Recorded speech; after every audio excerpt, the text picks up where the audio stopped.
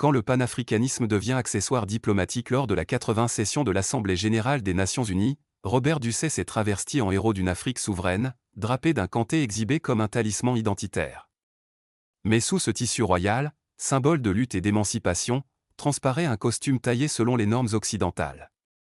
Chemise blanche éclatante, cravate rouge nouée au millimètre, l'uniforme d'un laquais bien dressé, docile héritier des postures coloniales, fidèle au rite poussiéreux de la France-Afrique. Autonomie stratégique ou théâtre diplomatique, Ducey invoque l'autonomie africaine, la fin des tutelles, la souveraineté continentale. Pourtant, le Togo demeure l'un des élèves modèles de la France-Afrique. Les accords de défense signés avec Paris dans les années 1960 sont toujours en vigueur. En 2020, la coopération militaire a été renouvelée, et les conseillers français continuent de graviter dans les cercles sécuritaires togolais. Le franc CFA, relique coloniale, reste en usage. L'Afrique qu'il décrit est libre en discours, mais captive en pratique. République dynastique, 60 ans de règne, zéro alternance. Gnassingbé père et fils, depuis 1967, le pouvoir circule en famille. Une dynastie politique maquillée en démocratie électorale. Livre politique. L'élection verrouillée, les urnes sont scellées avant même d'être ouvertes. Les résultats sont connus d'avance, les opposants muselés, les manifestants dispersés à coups de gaz lacrymogène. Le Togo n'a jamais connu d'alternance politique depuis son indépendance.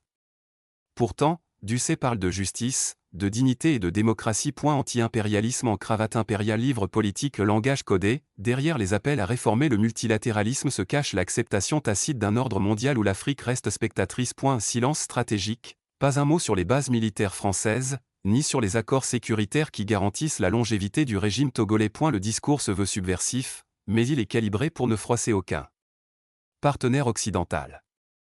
L'anti-impérialisme devient posture diplomatique. Paix imposée, prisonniers oubliés, répression systémique, journalistes emprisonnés, activistes traqués, opposants exilés. Le Togo vit une pré-révolution étouffée. Mémoire sélective, Ducey réclame justice pour les crimes coloniaux, mais ignore les abus contemporains commis sous son propre gouvernement. Et la paix dont il parle est celle du silence imposé.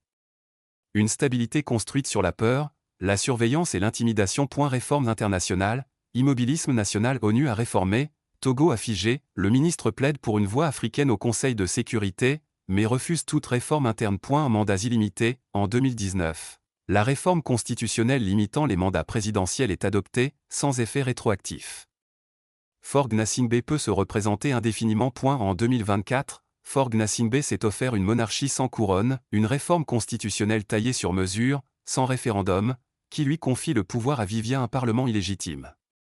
Après avoir neutralisé la limite des mandats en 2019, il parachève son règne dynastique en piétinant la Constitution de 1992. Le peuple ?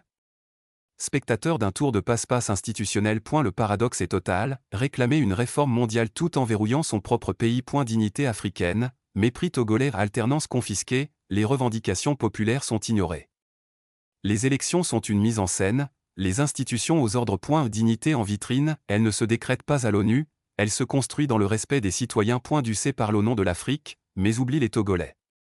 Le canté qu'il arbore ne suffit pas à masquer le costume de l'ordre impérial qu'il incarne. Ventriloquie diplomatique. Le discours de Robert Ducey est un exercice de haute voltige, l'Afrique parle, mais c'est l'Occident qui souffle les mots. Tant que le Togo restera une vitrine d'apparat pour la France-Afrique, sa voix sur la scène internationale ne sera qu'un écho creux. Le canté devient un alibi textile, un cache-misère symbolique, un drap posé sur une réalité politique verrouillée. Livre politique par Karl Adadé. GABA source, letogolais.com